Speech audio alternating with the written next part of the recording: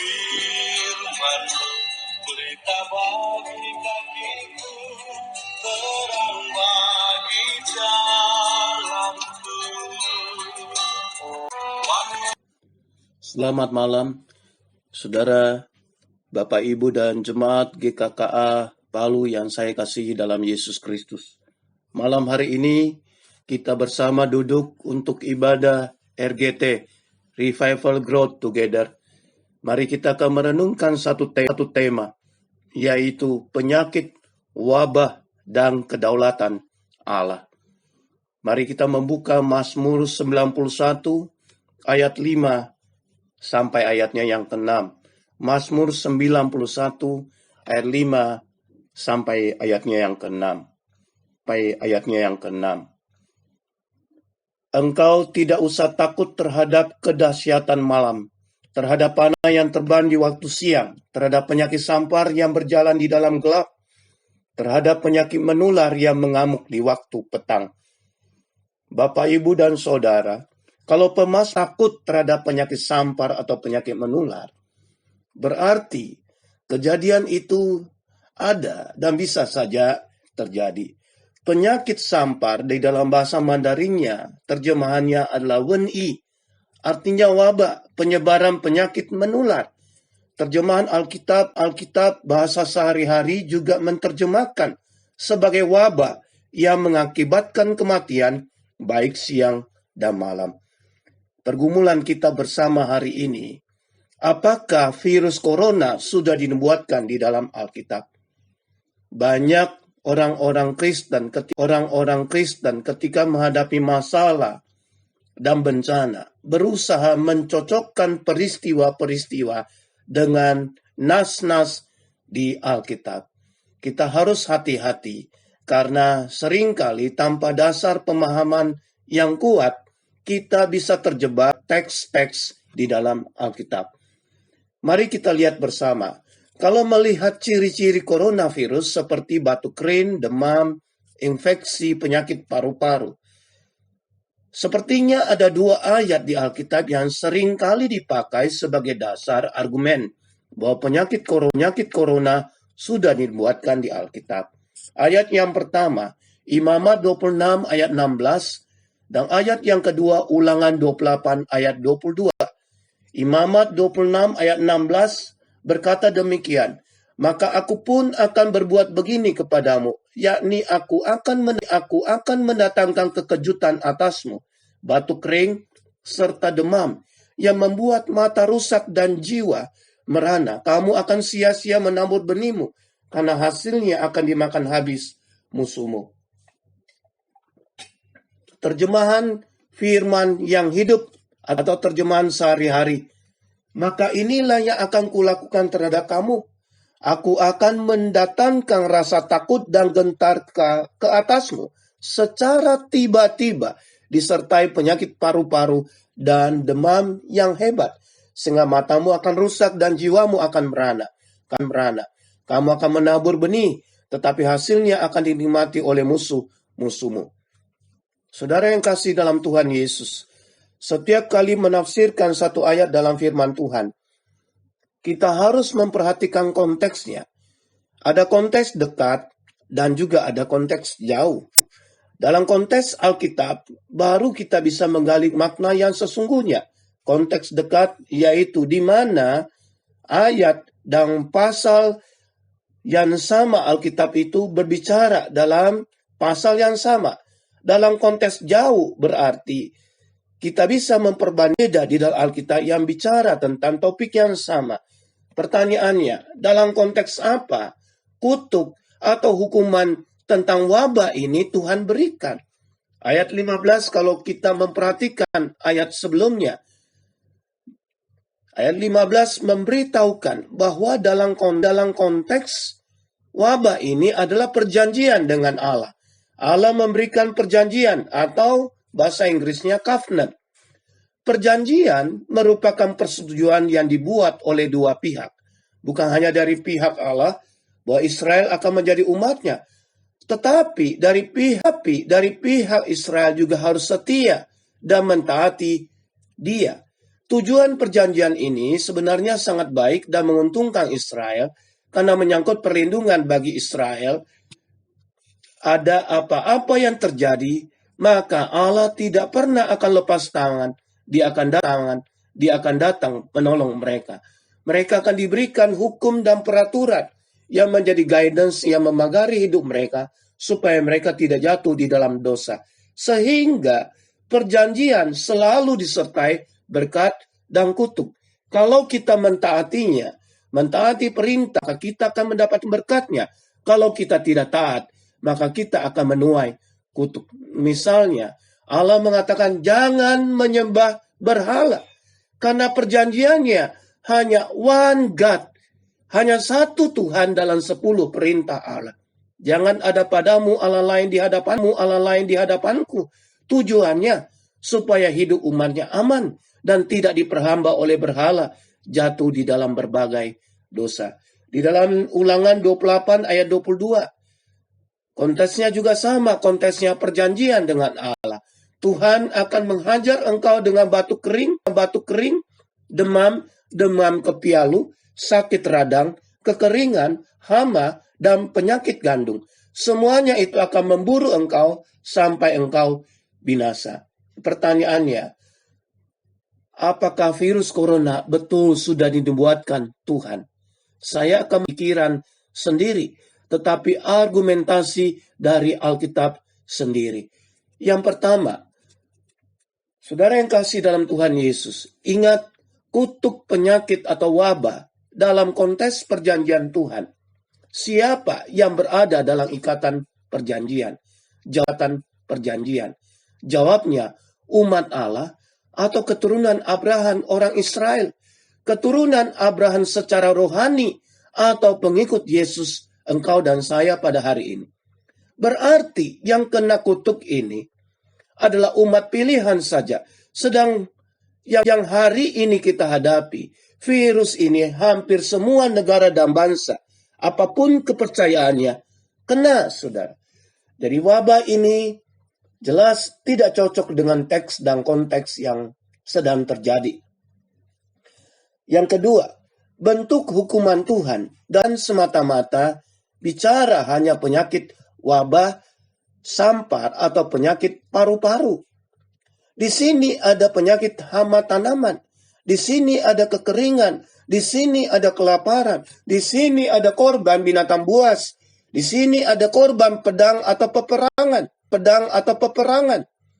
Jadi tidak ada kekhususan membahas hanya wabah, apalagi khusus bicara virus corona. Memang betul kondisinya mirip Imamat 26 ayat 31. Saya membaca dalam terjemahan sehari-hari. Aku akan membuat kota-kotamu menjadi terlantar dan sunyi sepi. Aku akan merobohkan tempat-tempat penyembahan berhalamu. Dan aku tidak akan mau menerima bau ukupan yang kau persembahkan kepadaku. Kota-kota jadi sunyi. Di sini harus diperhatikan kota-kota jadi sunyi. Bukan karena wabah, tetapi karena pedang, karena peperangan, terpaksa sembunyi. Yang kedua, di sini dikatakan tempat-tempat penyembahan berhala masih berlangsung. Artinya, kalau yang kita sebut ibadah kafir, bukankah pada saat konteks ayat Alkitab bicara bahwa Tuhan akan merobohkan tempat penyembahan berhalamu, Tuhan tidak berkenan kepada ibadahmu, ibadah itu masih berlangsung. Sedangkan ketika virus corona masih berlangsung. Sedangkan ketika virus corona, rata-rata agama apapun kepercayaan dihimbau, ibadah tidak dilangsungkan lagi di gedungnya atau di tempat ibadahnya, tetapi dilakukan di rumah. Jadi berbeda sekali Bapak Ibu. Alasan yang ketiga, ayat yang sangat memperjelas kita di Imamat 26 ayat 32. Dikatakan, aku sendiri akan merusakkan negeri itu, sehingga musuhmu yang tinggal di situ akan tercengang karenanya. Dalam terjemahan firman sehari-hari, ya, aku akan menjadikan negeri ini semua akan mendudukinya, bahkan mereka akan sangat heran melihat apa yang telah kuperbuat terhadapmu. Bapak, Ibu, dan Saudara yang kasih dalam Tuhan Yesus, jelas yang diberikan kutuk ini adalah bangsa Israel. Karena ketidaktaatan mereka menyembah berhala. Ya, sifat teks ini bicara bukan global, tetapi lokal Israel. Bahkan bangsa lain merasa heran mengapa Allah berbuat demikian terhadap umat pilihannya sendiri. Kasus virus corona sifatnya global. Kalaupun kita katakan itu penghukuman atau kutuk Tuhan, sifatnya global. Baik yang Kristen, baik non-Kristen, semuanya kena. Saudara yang kekasih dalam Tuhan Yesus, jadi kedua teks ini tidak bisa dijadikan dasar teks untuk menafsirkan tentang virus corona. Saudara, apa yang kita bisa belajar dari kedua teks ini? Apakah Tuhan kita suka menghukum atau punya spesialis untuk menghukum? Saya percaya perjanjian Tuhan dalam kedaulatan Allah itu adalah anugerah. Bagaimana mungkin Allah yang begitu mulia dan agung rela mengikat perjanjian dengan manusia yang sudah jatuh di dalam dosa? Jelas itu merupakan perjanjian anugerah. Tujuan Tuhan beri peringatan global wabah penyakit adalah demi pertobatan dari dosa-dosa kita. Perjanjian anugerah diberikan untuk menyadarkan dosa-dosa Israel dan juga dosa-dosa kita pada hari ini. Kalau saudara perhatikan pola hukuman atau kutuk yang diberikan dalam Imamat 26 ayat 23 sampai 24. Hukuman sebenarnya bentuknya dari ringan sampai berat. Saudara perhatikan ayat 18 di dalam Imamat 26 ini. Saya akan bacakan ayat 23 ayat dan 24. Bila ini pun tidak menghasilkan pertobatan pada dirimu, dan kamu tetap hidup dengan memberontak terhadap aku, maka aku pun akan menjadi lawanmu. Aku akan menghukum kamu 7 kali lebih keras karena dosamu. Jadi Bapak, Ibu, dan Saudara, Tuhan memberikan hukuman tidak langsung berat. 1 kali diberikan, diingatin lagi, diperingatin lagi, masih tidak mau berubah. 2 kali berubah, 2 kali, 3 kali, sampai akhirnya Tuhan menghukum dengan keras sampai 7 kali. Jadi sebenarnya Tuhan lakukan pendekatan soft lebih dahulu. Belum sampai pendekatan yang sangat keras demi pertobatan dan kasih Tuhan. Apa yang menjadi berhala dalam hidup kita hari ini? Tanpa sadar segala sesuatu yang menggantikan posisi Tuhan lebih utama dari segala-galanya merupakan berhala dalam hidup kita. Bisa itu pekerjaan, bisa itu hobi, bisa itu relasi bisnis, bisa itu dalam bentuk harta benda, materi, ataupun kesenangan hidup kita pada hari ini. Mari kita dalam minggu-minggu tenang ini, ketika kita berada di rumah masing-masing, mari kita buat komitmen. Satu tindakan yang nyata, bukan sekedar hanya menyalahkan kenapa keadaan bisa demikian. Tapi paling tidak, sebagai orang yang percaya kepada Tuhan, orang yang mengakui kedaulatan Allah, masih mengontrol, masih memelihara hingga hari ini. Ada tindakan hingga hari ini. Ada tindakan yang nyata. Do action for God. Apa yang harus kita lakukan untuk Tuhan? Yang pertama, perlunya keyakinan yang sejati hanya kepada Kristus Yesus. Bagaimana kita pertuhankan Dia, manapun kita pergi dan berada. Bagaimana kita mengutamakan Tuhan kita, sehingga kita tidak mudah goyah oleh situasi dan perubahan hidup yang ada. Yang kedua, kita harus ambil waktu sungguh-sungguh berdoa. Serius di dalam hal berdoa. Bukan karena rutinitas terdesak oleh keadaan, bukan karena terpaksa, tetapi kesadaran, kasih, dan ketulusan kita kepadanya. Bahwa doa itu mengandung kuasa, sumber kekuatan, daya tahan. Tuhan menolong di dalam hidup saudara dan saya. Yang ketiga, ambil waktu memperbaiki hubungan kita dengan Tuhan kembali. Komitmen saat teduh, komitmen baca Alkitab, lebih banyak waktu daripada kita buka WA dan main gadget. Yang keempat, mari kita memperbaiki hubungan. Tuhan bukan secara kebetulan bahwa kita kembali punya waktu untuk keluarga.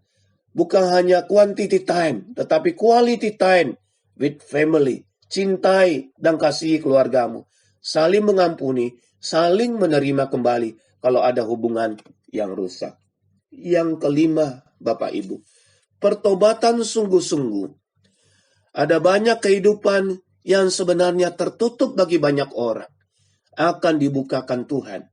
Segala kemunafikan, segala kepalsuan, motivasi pelayanan yang tidak benar, Tuhan tidak suka. Mari kita akui di hadapannya. Mari kita meminta Tuhan mengampuni dosa kita. Kita sungguh-sungguh bertobat di hadapannya. Maka berkat dan damai sejahtera Allah akan masuk kembali di dalam kehidupanmu. Yang terakhir, yang keenam, mari kita menghini. Karena hidup ini singkat. Kematian bisa menjemput kita kapan saja, di mana saja, dan siapa saja. Sebab itu, hargai kebersamaan. Saling mengasihi, saling menguatkan. Bertolong-tolonglah menanggung bebanmu. Selama masih ada kesempatan. Jaga kesehatan dengan baik. Tenang di rumah. Patuhi social distancing. Perbanyak doa bagi bangsa dan negara. Doakan khusus bagi petugas medis di front depan. Doakan bagi ekonomi bangsa. Doakan bagi para pasien virus corona. Supaya dijamah disembuhkan Tuhan. Saya percaya kalau kita lakukan hal ini, Tuhan Yesus akan memberkati setiap keluarga yang malam hari ini berkumpul untuk ibadah dan mendengarkan firman Tuhan ini. Tuhan Yesus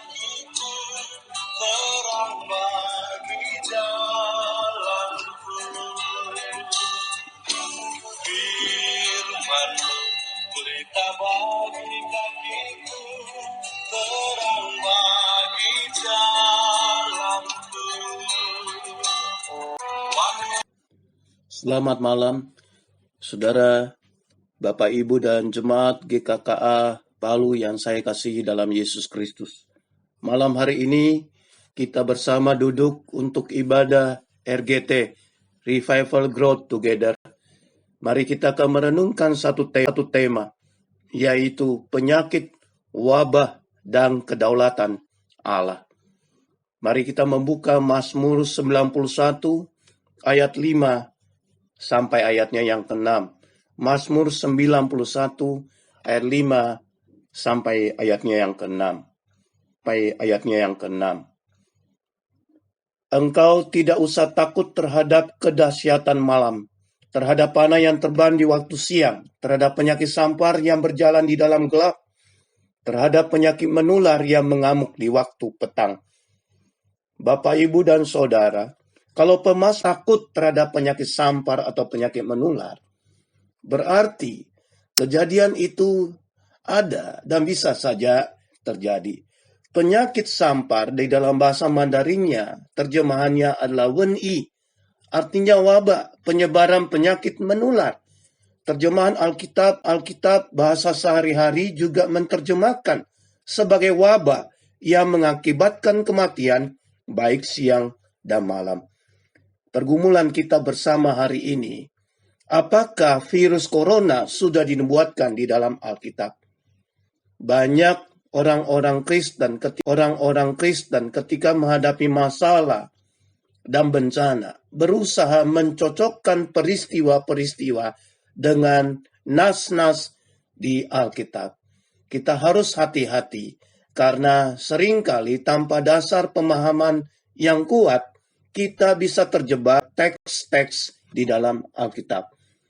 Mari kita lihat bersama Kalau melihat ciri-ciri coronavirus seperti batuk kering, demam, infeksi penyakit paru-paru, sepertinya ada 2 ayat di Alkitab yang sering kali dipakai sebagai dasar argumen bahwa penyakit corona sudah dibuatkan di Alkitab. Ayat yang pertama, Imamat 26 ayat 16, dan ayat yang kedua, Ulangan 28 ayat 22. Imamat 26 ayat 16 berkata demikian, maka aku pun akan berbuat begini kepadamu, yakni aku akan mendatangkan kekejutan atasmu, batuk kering serta demam, yang membuat mata rusak dan jiwa merana. Kamu akan sia-sia menabur benihmu, karena hasilnya akan dimakan habis musuhmu. Terjemahan firman yang hidup atau terjemahan sehari-hari. Maka inilah yang akan kulakukan terhadap kamu. Aku akan mendatangkan rasa takut dan gentar ke atasmu secara tiba-tiba, disertai penyakit paru-paru dan demam yang hebat, sehingga matamu akan rusak dan jiwamu akan merana. Kamu akan menabur benih, tetapi hasilnya akan dinikmati oleh musuhmu. Saudara yang kasih dalam Tuhan Yesus, setiap kali menafsirkan satu ayat dalam firman Tuhan, kita harus memperhatikan konteksnya. Ada konteks dekat dan juga ada konteks jauh. Dalam konteks Alkitab, baru kita bisa menggali makna yang sesungguhnya. Konteks dekat yaitu di mana ayat dan pasal yang sama Alkitab itu berbicara dalam pasal yang sama. Dalam konteks jauh berarti kita bisa memperbandingkan di dalam Alkitab yang bicara tentang topik yang sama. Pertanyaannya, dalam konteks apa kutuk atau hukuman tentang wabah ini Tuhan berikan? Ayat 15 kalau kita memperhatikan ayat sebelumnya. Ayat 15 memberitahukan bahwa dalam konteks wabah ini adalah perjanjian dengan Allah. Allah memberikan perjanjian atau bahasa Inggrisnya covenant. Perjanjian merupakan persetujuan yang dibuat oleh 2 pihak. Bukan hanya dari pihak Allah bahwa Israel akan menjadi umatnya, tetapi dari pihak Israel juga harus setia dan mentaati Dia. Tujuan perjanjian ini sebenarnya sangat baik dan menguntungkan Israel karena menyangkut perlindungan bagi Israel. Ada apa-apa yang terjadi, maka Allah tidak pernah akan lepas tangan. Dia akan datang menolong mereka. Mereka akan diberikan hukum dan peraturan yang menjadi guidance yang memagari hidup mereka supaya mereka tidak jatuh di dalam dosa. Sehingga perjanjian selalu disertai berkat dan kutuk.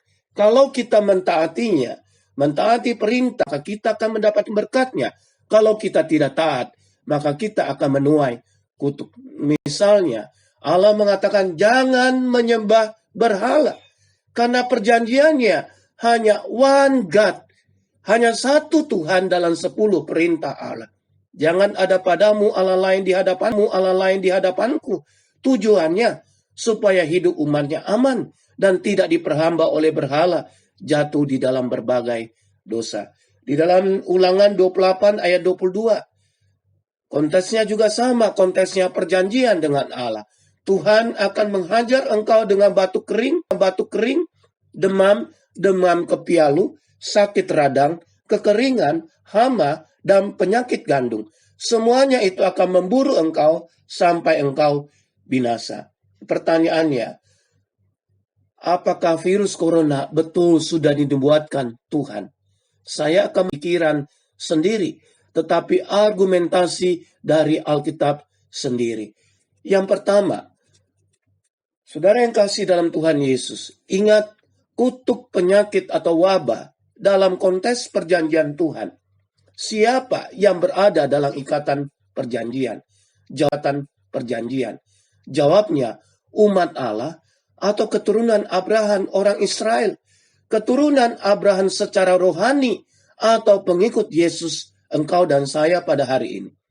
Berarti yang kena kutuk ini adalah umat pilihan saja. Sedang yang hari ini kita hadapi, virus ini hampir semua negara dan bangsa, apapun kepercayaannya, kena, saudara.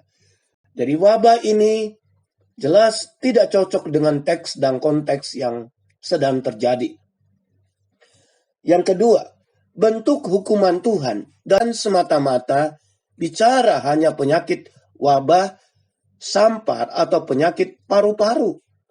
Di sini ada penyakit hama tanaman, di sini ada kekeringan, di sini ada kelaparan, di sini ada korban binatang buas, di sini ada korban pedang atau peperangan.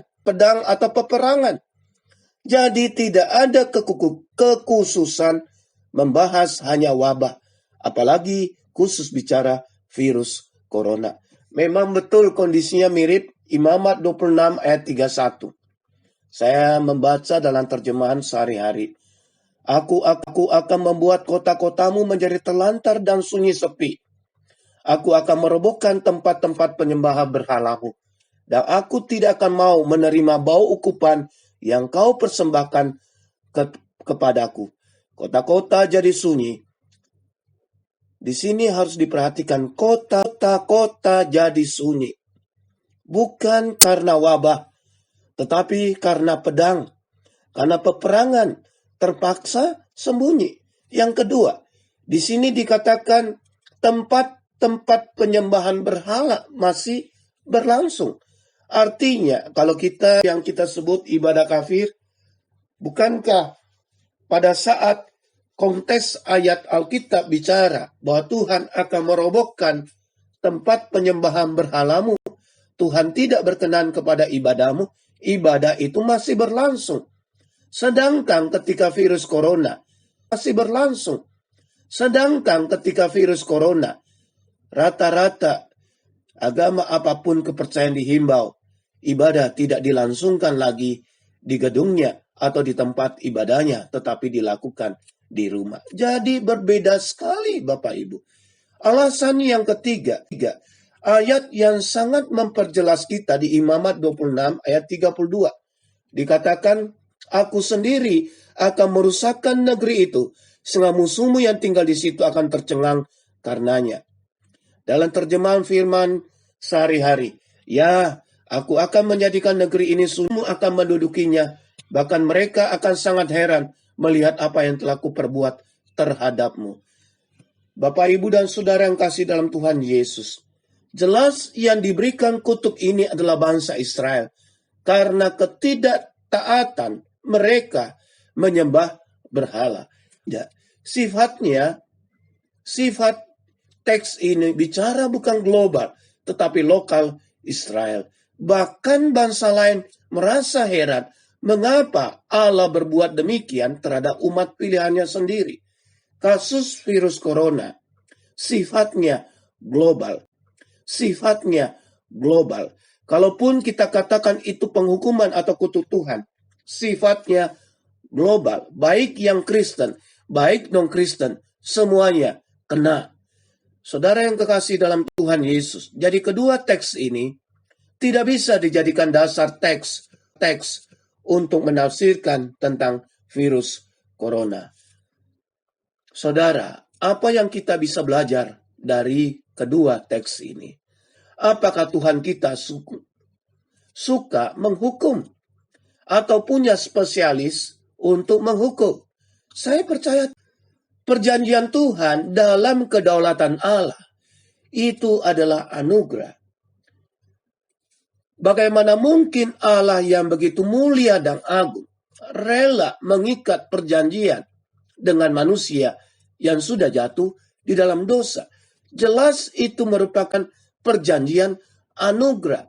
Tujuan Tuhan beri peringatan global, wabah, penyakit adalah demi pertobatan dari dosa-dosa kita.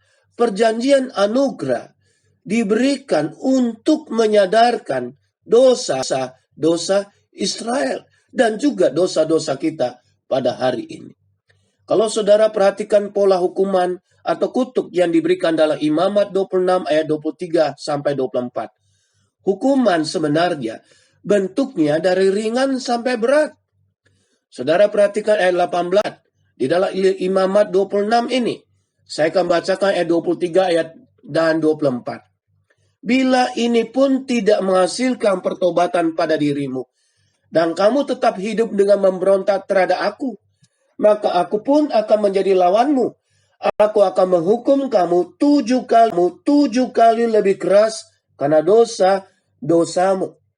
Jadi Bapak, Ibu, dan Saudara, Tuhan memberikan hukuman tidak langsung berat. 1 kali diberikan, diingatin lagi, diperingatin lagi, masih tidak mau berubah. 2 kali berubah, 2 kali, 3 kali, sampai akhirnya Tuhan menghukum dengan keras sampai 7 kali. Jadi sebenarnya Tuhan lakukan pendekatan soft lebih dahulu.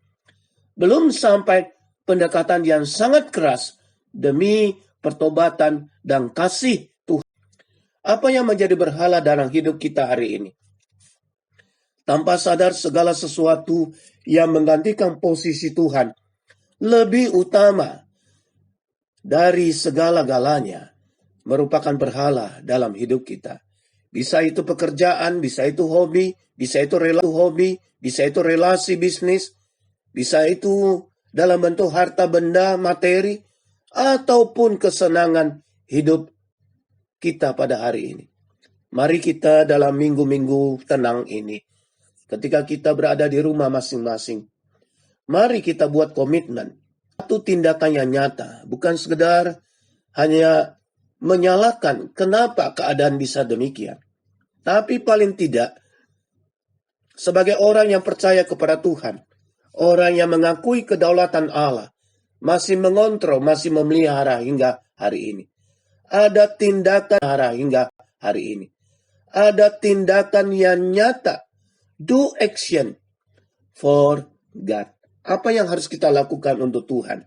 Yang pertama, perlunya keyakinan yang sejati hanya kepada Kristus Yesus. Bagaimana kita pertuhankan Dia, manapun kita pergi dan berada. Bagaimana kita mengutamakan Tuhan kita, sehingga kita tidak mudah goyah oleh situasi dan perubahan hidup yang ada. Yang kedua, kita harus ambil waktu sungguh-sungguh berdoa. Serius di dalam hal berdoa. Bukan karena rutinitas terdesak oleh keadaan, bukan karena terpaksa, tetapi kesadaran, kasih, dan ketulusan kita kepadanya. Bahwa doa itu mengandung kuasa, sumber kekuatan, daya tahan. Tuhan menolong di dalam hidup saudara dan saya.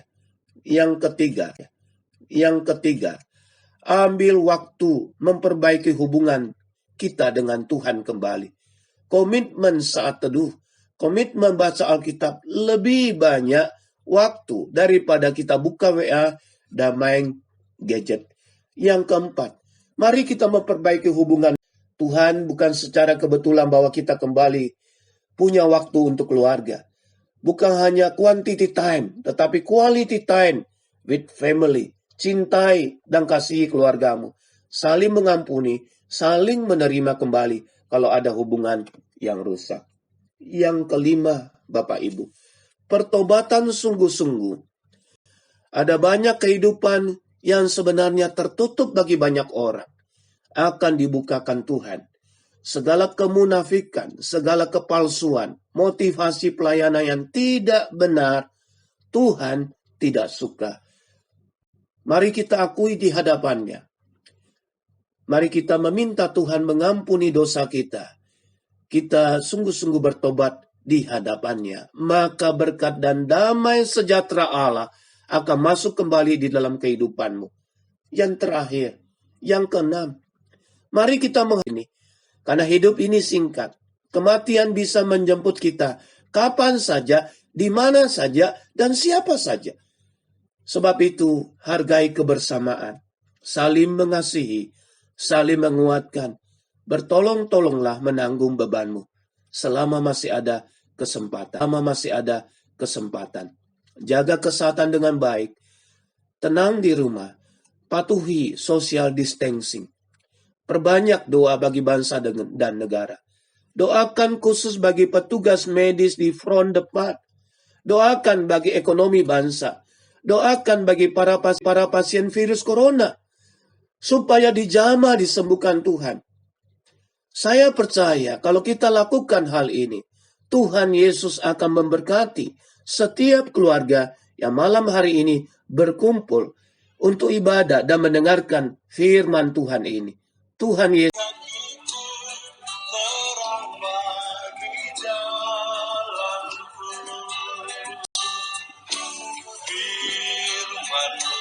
Berita bagi kakiku, terang bagi jalanku. Selamat malam, saudara, Bapak, Ibu, dan jemaat GKKA Palu yang saya kasihi dalam Yesus Kristus. Malam hari ini kita bersama duduk untuk ibadah RGT, Revival Growth Together. Mari kita akan merenungkan satu tema, yaitu penyakit, wabah, dan kedaulatan Allah. Mari kita membuka Mazmur 91 ayat 5 sampai ayatnya yang ke-6. Mazmur 91 ayat 5 sampai ayatnya yang ke-6. Engkau tidak usah takut terhadap kedahsyatan malam, terhadap panah yang terbang di waktu siang, terhadap penyakit sampar yang berjalan di dalam gelap, terhadap penyakit menular yang mengamuk di waktu petang. Bapak, Ibu, dan Saudara, kalau pemas takut terhadap penyakit sampar atau penyakit menular, berarti kejadian itu ada dan bisa saja terjadi. Penyakit sampar di dalam bahasa Mandarinnya, terjemahannya adalah wenyi, artinya wabah, penyebaran penyakit menular. Terjemahan Alkitab bahasa sehari-hari juga menerjemahkan sebagai wabah yang mengakibatkan kematian baik siang dan malam. Pergumulan kita bersama hari ini, apakah virus corona sudah dinubuatkan di dalam Alkitab?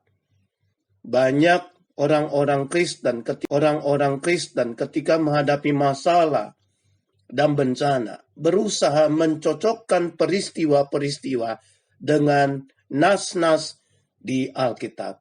Kita harus hati-hati, karena seringkali tanpa dasar pemahaman yang kuat, kita bisa terjebak teks-teks di dalam Alkitab. Mari kita lihat bersama.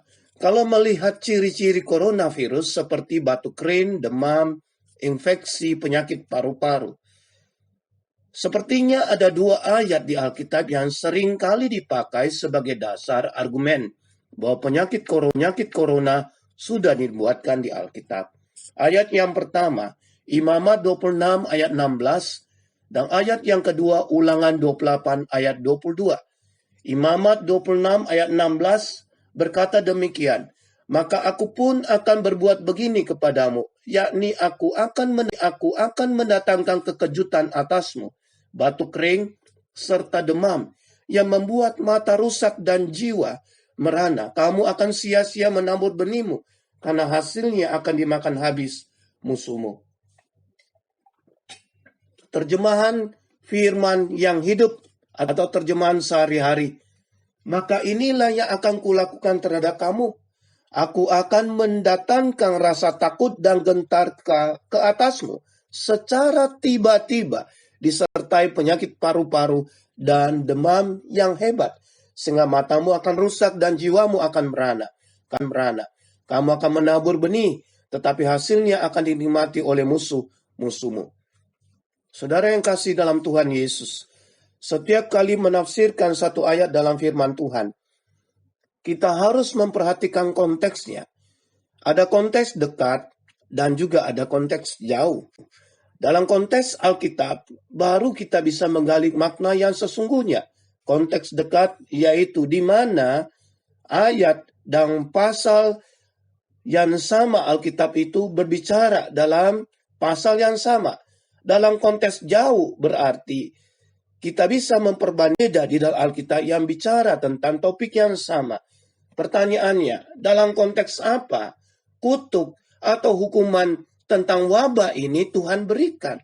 Ayat 15 kalau kita memperhatikan ayat sebelumnya. Ayat 15 memberitahukan bahwa dalam konteks wabah ini adalah perjanjian dengan Allah. Allah memberikan perjanjian atau bahasa Inggrisnya covenant. Perjanjian merupakan persetujuan yang dibuat oleh dua pihak. Bukan hanya dari pihak Allah bahwa Israel akan menjadi umatnya, tetapi dari pihak Israel juga harus setia dan mentaati Dia. Tujuan perjanjian ini sebenarnya sangat baik dan menguntungkan Israel karena menyangkut perlindungan bagi Israel. Ada apa-apa yang terjadi, maka Allah tidak pernah akan lepas tangan. Dia akan datang menolong mereka. Mereka akan diberikan hukum dan peraturan yang menjadi guidance yang memagari hidup mereka supaya mereka tidak jatuh di dalam dosa. Sehingga perjanjian selalu disertai berkat dan kutuk. Kalau kita mentaati perintah, maka kita akan mendapat berkatnya. Kalau kita tidak taat, maka kita akan menuai kutuk. Misalnya, Allah mengatakan jangan menyembah berhala. Karena perjanjiannya hanya one God. Hanya satu Tuhan dalam 10 perintah Allah. Jangan ada padamu Allah lain di hadapanku. Tujuannya supaya hidup umatnya aman dan tidak diperhamba oleh berhala, jatuh di dalam berbagai dosa. Di dalam Ulangan 28 ayat 22, konteksnya juga sama, konteksnya perjanjian dengan Allah. Tuhan akan menghajar engkau dengan batu kering, demam kepialu, sakit radang, kekeringan, hama, dan penyakit gandum. Semuanya itu akan memburu engkau sampai engkau binasa. Pertanyaannya, apakah virus corona betul sudah dibuatkan Tuhan? Saya akan pikiran sendiri, tetapi argumentasi dari Alkitab sendiri. Yang pertama, saudara yang kasih dalam Tuhan Yesus, ingat kutuk penyakit atau wabah dalam konteks perjanjian Tuhan. Siapa yang berada dalam ikatan perjanjian? Jawabnya, umat Allah atau keturunan Abraham orang Israel. Keturunan Abraham secara rohani atau pengikut Yesus engkau dan saya pada hari ini. Berarti yang kena kutuk ini adalah umat pilihan saja. Sedang yang hari ini kita hadapi, virus ini hampir semua negara dan bangsa, apapun kepercayaannya, kena, saudara. Jadi wabah ini jelas tidak cocok dengan teks dan konteks yang sedang terjadi. Yang kedua, bentuk hukuman Tuhan dan semata-mata bicara hanya penyakit wabah, sampar atau penyakit paru-paru. Di sini ada penyakit hama tanaman, di sini ada kekeringan, di sini ada kelaparan, di sini ada korban binatang buas, di sini ada korban pedang atau peperangan. Jadi tidak ada kekhususan membahas hanya wabah, apalagi khusus bicara virus corona. Memang betul kondisinya mirip Imamat 26 ayat 31. Saya membaca dalam terjemahan sehari-hari. Aku akan membuat kota-kotamu menjadi terlantar dan sunyi sepi. Aku akan merobohkan tempat-tempat penyembahan berhalamu. Dan aku tidak akan mau menerima bau ukupan yang kau persembahkan kepadaku. Kota-kota jadi sunyi. Di sini harus diperhatikan kota-kota jadi sunyi. Bukan karena wabah, tetapi karena pedang. Karena peperangan terpaksa sembunyi. Yang kedua, di sini dikatakan tempat-tempat penyembahan berhala masih berlangsung.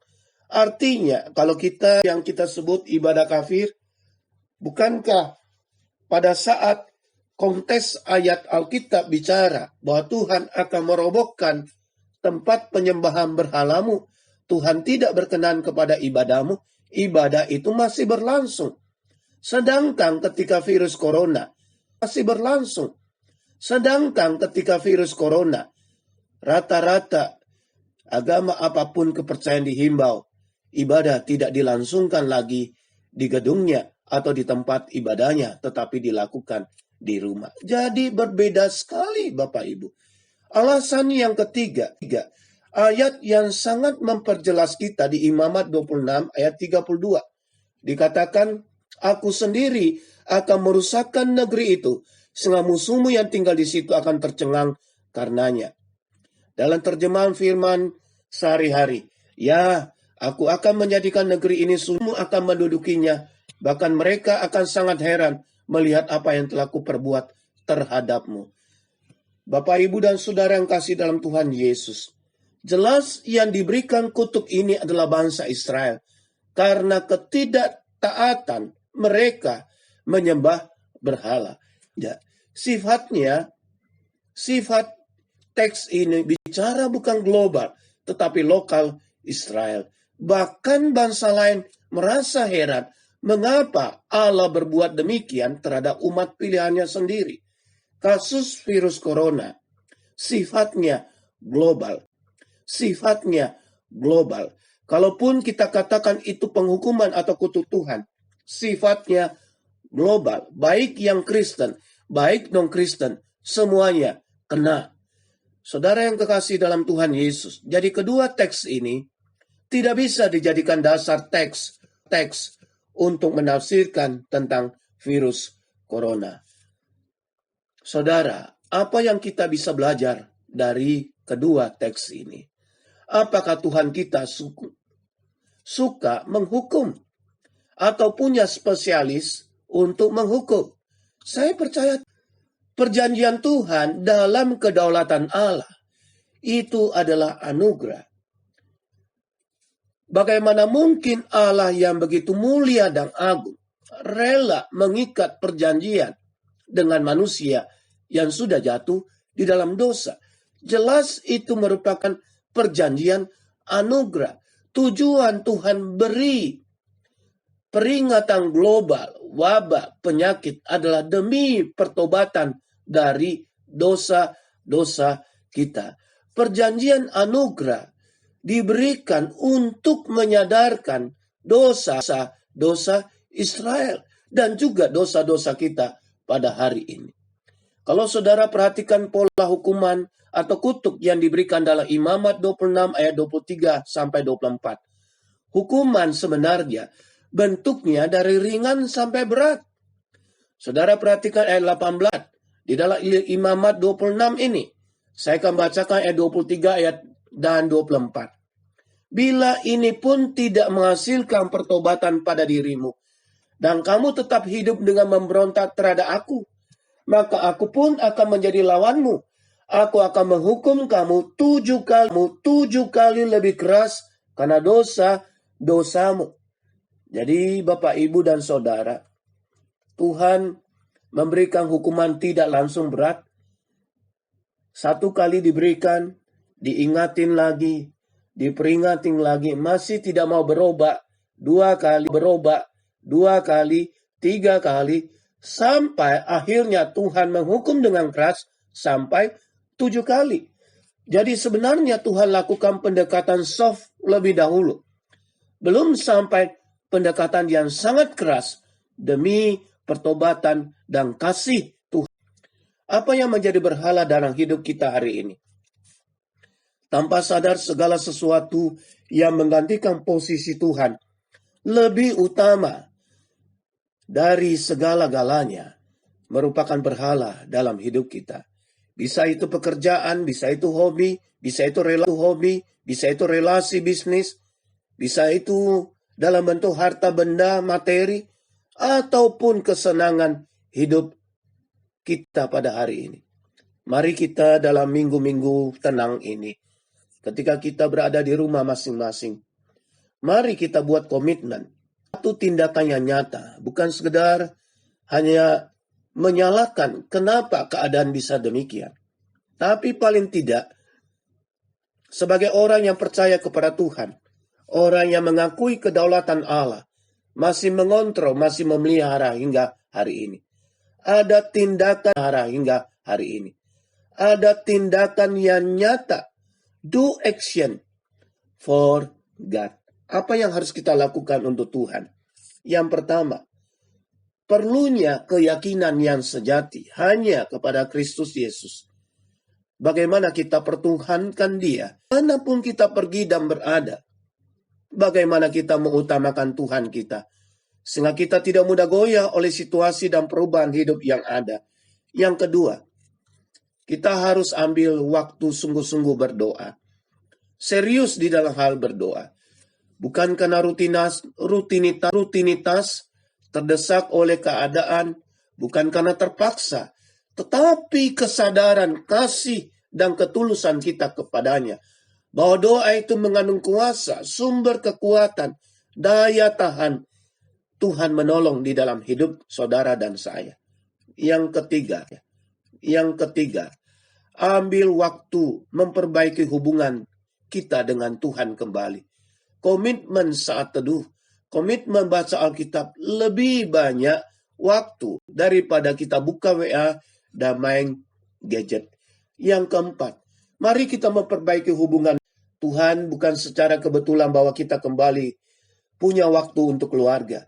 Bukan hanya quantity time, tetapi quality time with family. Cintai dan kasihi keluargamu. Saling mengampuni, saling menerima kembali kalau ada hubungan yang rusak. Yang kelima, Bapak Ibu, pertobatan sungguh-sungguh. Ada banyak kehidupan yang sebenarnya tertutup bagi banyak orang. Akan dibukakan Tuhan. Segala kemunafikan, segala kepalsuan, motivasi pelayanan yang tidak benar, Tuhan tidak suka. Mari kita akui di hadapannya. Mari kita meminta Tuhan mengampuni dosa kita. Kita sungguh-sungguh bertobat di hadapannya. Maka berkat dan damai sejahtera Allah akan masuk kembali di dalam kehidupanmu. Yang terakhir, yang keenam, mari kita menghini. Karena hidup ini singkat. Kematian bisa menjemput kita kapan saja, di mana saja, dan siapa saja. Sebab itu, hargai kebersamaan, saling mengasihi, saling menguatkan, bertolong-tolonglah menanggung bebanmu selama masih ada kesempatan. Jaga kesehatan dengan baik, tenang di rumah, patuhi social distancing. Perbanyak doa bagi bangsa dan negara. Doakan khusus bagi petugas medis di front depan. Doakan bagi ekonomi bangsa. Doakan bagi para pasien virus corona. Supaya dijamah disembuhkan Tuhan. Saya percaya kalau kita lakukan hal ini, Tuhan Yesus akan memberkati setiap keluarga yang malam hari ini berkumpul untuk ibadah dan mendengarkan firman Tuhan ini. Tuhan Yesus. Kakiku terang bagi jalanku. Firman-Mu pelita bagi kakiku, terang bagi jalanku. Selamat malam, saudara, Bapak, Ibu, dan jemaat GKKA Palu yang saya kasihi dalam Yesus Kristus. Malam hari ini kita bersama duduk untuk ibadah RGT, Revival Growth Together. Mari kita akan merenungkan satu tema, yaitu penyakit, wabah, dan kedaulatan Allah. Mari kita membuka Mazmur 91 ayat 5 sampai ayatnya yang ke-6. Mazmur 91 ayat 5 sampai ayatnya yang ke-6. Engkau tidak usah takut terhadap kedahsyatan malam, terhadap panah yang terbang di waktu siang, terhadap penyakit sampar yang berjalan di dalam gelap, terhadap penyakit menular yang mengamuk di waktu petang. Bapak, Ibu, dan Saudara, kalau pemas takut terhadap penyakit sampar atau penyakit menular, berarti kejadian itu ada dan bisa saja terjadi. Penyakit sampar di dalam bahasa Mandarinnya, terjemahannya adalah wenyi, artinya wabah, penyebaran penyakit menular. Terjemahan Alkitab bahasa sehari-hari juga menerjemahkan sebagai wabah yang mengakibatkan kematian baik siang dan malam. Pergumulan kita bersama hari ini Apakah virus corona sudah dinubuatkan di dalam Alkitab? Banyak orang-orang Kristen ketika menghadapi masalah dan bencana berusaha mencocokkan peristiwa-peristiwa dengan nas-nas di Alkitab. Kita harus hati-hati karena seringkali tanpa dasar pemahaman yang kuat kita bisa terjebak teks-teks di dalam Alkitab. Mari kita lihat bersama. Kalau melihat ciri-ciri coronavirus seperti batuk kering, demam, infeksi, penyakit paru-paru. Sepertinya ada 2 ayat di Alkitab yang sering kali dipakai sebagai dasar argumen bahwa penyakit corona sudah dibuatkan di Alkitab.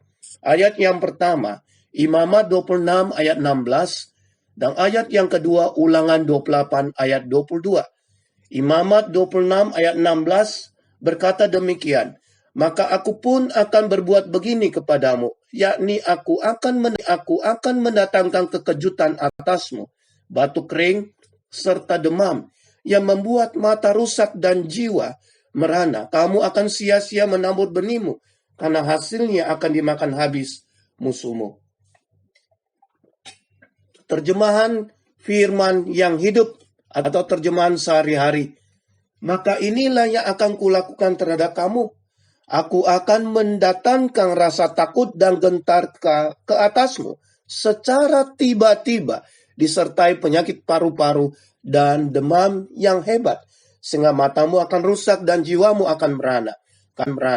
Kamu akan menabur benih, tetapi hasilnya akan dinikmati oleh musuhmu. Saudara yang kasih dalam Tuhan Yesus, setiap kali menafsirkan satu ayat dalam firman Tuhan, kita harus memperhatikan konteksnya. Ada konteks dekat dan juga ada konteks jauh. Dalam konteks Alkitab, baru kita bisa menggali makna yang sesungguhnya. Konteks dekat yaitu di mana ayat dan pasal yang sama Alkitab itu berbicara dalam pasal yang sama.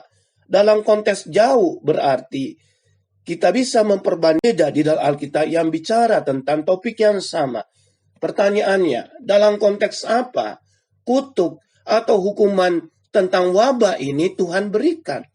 Ayat 15 kalau kita memperhatikan ayat sebelumnya. Ayat 15 memberitahukan bahwa dalam konteks wabah ini adalah perjanjian dengan Allah. Allah memberikan perjanjian atau bahasa Inggrisnya covenant. Perjanjian merupakan persetujuan yang dibuat oleh 2 pihak. Bukan hanya dari pihak Allah bahwa Israel akan menjadi umatnya, tetapi dari pihak Israel juga harus setia dan mentaati Dia. Tujuan perjanjian ini sebenarnya sangat baik dan menguntungkan Israel karena menyangkut perlindungan bagi Israel. Ada apa-apa yang terjadi, maka Allah tidak pernah akan lepas tangan. Dia akan datang menolong mereka. Mereka akan diberikan hukum dan peraturan yang menjadi guidance yang memagari hidup mereka supaya mereka tidak jatuh di dalam dosa. Sehingga perjanjian selalu disertai berkat dan kutuk. Kalau kita mentaati perintah, kita akan mendapat berkatnya. Kalau kita tidak taat, maka kita akan menuai kutuk. Misalnya, Allah mengatakan jangan menyembah berhala. Karena perjanjiannya hanya one God. Hanya satu Tuhan dalam 10 perintah Allah. Jangan ada padamu Allah lain di hadapanku. Tujuannya supaya hidup umatnya aman dan tidak diperhamba oleh berhala, jatuh di dalam berbagai dosa. Di dalam Ulangan 28 ayat 22, konteksnya juga sama, konteksnya perjanjian dengan Allah. Tuhan akan menghajar engkau dengan batuk kering, demam kepialu, sakit radang, kekeringan, hama, dan penyakit gandum. Semuanya itu akan memburu engkau sampai engkau binasa. Pertanyaannya, apakah virus corona betul sudah dibuatkan Tuhan? Saya akan pikiran sendiri, tetapi argumentasi dari Alkitab sendiri. Yang pertama, saudara yang kasih dalam Tuhan Yesus, ingat kutuk, penyakit, atau wabah dalam konteks perjanjian Tuhan, siapa yang berada dalam ikatan perjanjian? Jawabnya, umat Allah atau keturunan Abraham orang Israel, keturunan Abraham secara rohani, atau pengikut Yesus, engkau dan saya pada hari ini. Berarti yang kena kutuk ini adalah umat pilihan saja. Sedang yang hari ini kita hadapi, virus ini hampir semua negara dan bangsa, apapun kepercayaannya, kena, saudara. Jadi wabah ini jelas tidak cocok dengan teks dan konteks yang sedang terjadi. Yang kedua, bentuk hukuman Tuhan dan semata-mata bicara hanya penyakit wabah, sampar, atau penyakit paru-paru. Di sini ada penyakit hama tanaman, di sini ada kekeringan, di sini ada kelaparan, di sini ada korban binatang buas, di sini ada korban pedang atau peperangan. Jadi tidak ada kekhususan membahas hanya wabah, apalagi khusus bicara virus corona. Memang betul kondisinya mirip Imamat 26 ayat 31. Saya membaca dalam terjemahan sehari-hari. Aku akan membuat kota-kotamu menjadi terlantar dan sunyi sepi. Aku akan merobohkan tempat-tempat penyembah berhalamu. Dan aku tidak akan mau menerima bau ukupan yang kau persembahkan kepadaku. Kota-kota jadi sunyi. Di sini harus diperhatikan, kota-kota jadi sunyi. Bukan karena wabah, tetapi karena pedang, karena peperangan, terpaksa sembunyi. Yang kedua, di sini dikatakan tempat-tempat penyembahan berhala masih berlangsung. Artinya, kalau yang kita sebut ibadah kafir, bukankah pada saat konteks ayat Alkitab bicara bahwa Tuhan akan merobohkan tempat penyembahan berhalamu, Tuhan tidak berkenan kepada ibadahmu, ibadah itu masih berlangsung. Sedangkan ketika virus corona masih berlangsung. Rata-rata agama apapun kepercayaan dihimbau, ibadah tidak dilangsungkan lagi di gedungnya atau di tempat ibadahnya, tetapi dilakukan di rumah. Jadi berbeda sekali Bapak Ibu. Alasan yang ketiga, ayat yang sangat memperjelas kita di Imamat 26 ayat 32. Dikatakan, aku sendiri akan merusakkan negeri itu, sehingga musuhmu yang tinggal di situ akan tercengang karenanya. Dalam terjemahan firman sehari-hari, ya, aku akan menjadikan negeri ini sunyi, akan mendudukinya, bahkan mereka akan sangat heran melihat apa yang telah kuperbuat terhadapmu. Bapak, Ibu, dan Saudara yang kasih dalam Tuhan Yesus, jelas yang diberikan kutuk ini adalah bangsa Israel, karena ketidaktaatan mereka menyembah berhala. Ya, sifat teks ini bicara bukan global, tetapi lokal Israel. Bahkan bangsa lain merasa heran mengapa Allah berbuat demikian terhadap umat pilihannya sendiri. Kasus virus corona sifatnya global. Kalaupun kita katakan itu penghukuman atau kutuk Tuhan, sifatnya global. Baik yang Kristen, baik non-Kristen, semuanya kena. Saudara yang kekasih dalam Tuhan Yesus, jadi kedua teks ini tidak bisa dijadikan dasar teks untuk menafsirkan tentang virus corona. Saudara, apa yang kita bisa belajar dari kedua teks ini? Apakah Tuhan kita suka menghukum atau punya spesialis untuk menghukum? Saya percaya perjanjian Tuhan dalam kedaulatan Allah itu adalah anugerah. Bagaimana mungkin Allah yang begitu mulia dan agung rela mengikat perjanjian dengan manusia yang sudah jatuh di dalam dosa? Jelas itu merupakan perjanjian anugerah. Tujuan Tuhan beri peringatan global, wabah, penyakit adalah demi pertobatan dari dosa-dosa kita. Perjanjian anugerah diberikan untuk menyadarkan dosa-dosa Israel dan juga dosa-dosa kita pada hari ini. Kalau saudara perhatikan pola hukuman atau kutuk yang diberikan dalam Imamat 26 ayat 23 sampai 24. Hukuman sebenarnya bentuknya dari ringan sampai berat. Saudara perhatikan ayat 18 di dalam Imamat 26 ini. Saya akan bacakan ayat 23 ayat dan 24. Bila ini pun tidak menghasilkan pertobatan pada dirimu, dan kamu tetap hidup dengan memberontak terhadap aku, maka aku pun akan menjadi lawanmu. Aku akan menghukum kamu 7 kali lebih keras karena dosamu. Jadi Bapak, Ibu, dan Saudara, Tuhan memberikan hukuman tidak langsung berat. 1 kali diberikan, diingatin lagi, diperingatin lagi, masih tidak mau berubah. 2 kali berubah, 2 kali, 3 kali, sampai akhirnya Tuhan menghukum dengan keras sampai 7 kali. Jadi sebenarnya Tuhan lakukan pendekatan soft lebih dahulu. Belum sampai pendekatan yang sangat keras demi pertobatan dan kasih Tuhan. Apa yang menjadi berhala dalam hidup kita hari ini?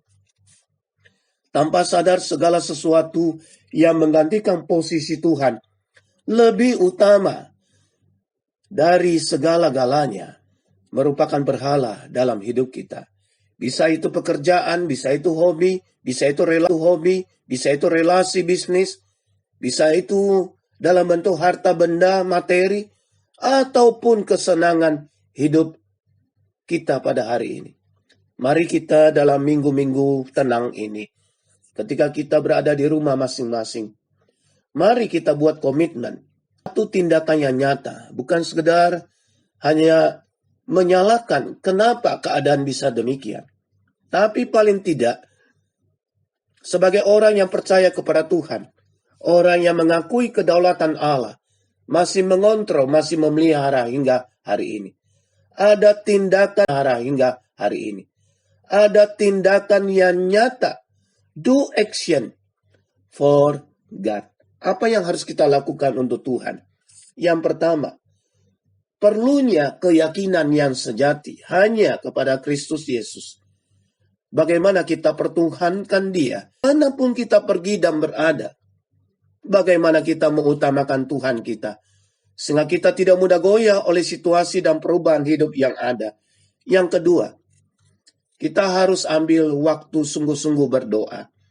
Serius di dalam hal berdoa. Bukan karena rutinitas, terdesak oleh keadaan, bukan karena terpaksa, tetapi kesadaran, kasih, dan ketulusan kita kepadanya. Bahwa doa itu mengandung kuasa, sumber kekuatan, daya tahan. Tuhan menolong di dalam hidup saudara dan saya. Yang ketiga, ambil waktu memperbaiki hubungan kita dengan Tuhan kembali. Komitmen saat teduh, komitmen baca Alkitab, lebih banyak waktu daripada kita buka WA dan main gadget. Yang keempat, mari kita memperbaiki hubungan Tuhan bukan secara kebetulan bahwa kita kembali punya waktu untuk keluarga. Bukan hanya quantity time, tetapi quality time with family. Cintai dan kasihi keluargamu. Saling mengampuni, saling menerima kembali kalau ada hubungan yang rusak. Yang kelima, Bapak Ibu, pertobatan sungguh-sungguh. Ada banyak kehidupan yang sebenarnya tertutup bagi banyak orang. Akan dibukakan Tuhan. Segala kemunafikan, segala kepalsuan, motivasi pelayanan yang tidak benar, Tuhan tidak suka. Mari kita akui di hadapannya. Mari kita meminta Tuhan mengampuni dosa kita. Kita sungguh-sungguh bertobat di hadapannya. Maka berkat dan damai sejahtera Allah akan masuk kembali di dalam kehidupanmu. Yang terakhir, yang keenam, mari kita menghini. Karena hidup ini singkat. Kematian bisa menjemput kita kapan saja, di mana saja, dan siapa saja. Sebab itu, hargai kebersamaan, saling mengasihi, saling menguatkan, bertolong-tolonglah menanggung bebanmu selama masih ada kesempatan. Jaga kesehatan dengan baik, tenang di rumah, patuhi social distancing. Perbanyak doa bagi bangsa dan negara. Doakan khusus bagi petugas medis di front depan. Doakan bagi ekonomi bangsa. Doakan bagi para pasien virus corona, supaya dijamah disembuhkan Tuhan. Saya percaya kalau kita lakukan hal ini, Tuhan Yesus akan memberkati setiap keluarga yang malam hari ini berkumpul untuk ibadah dan mendengarkan firman Tuhan ini. Tuhan Yesus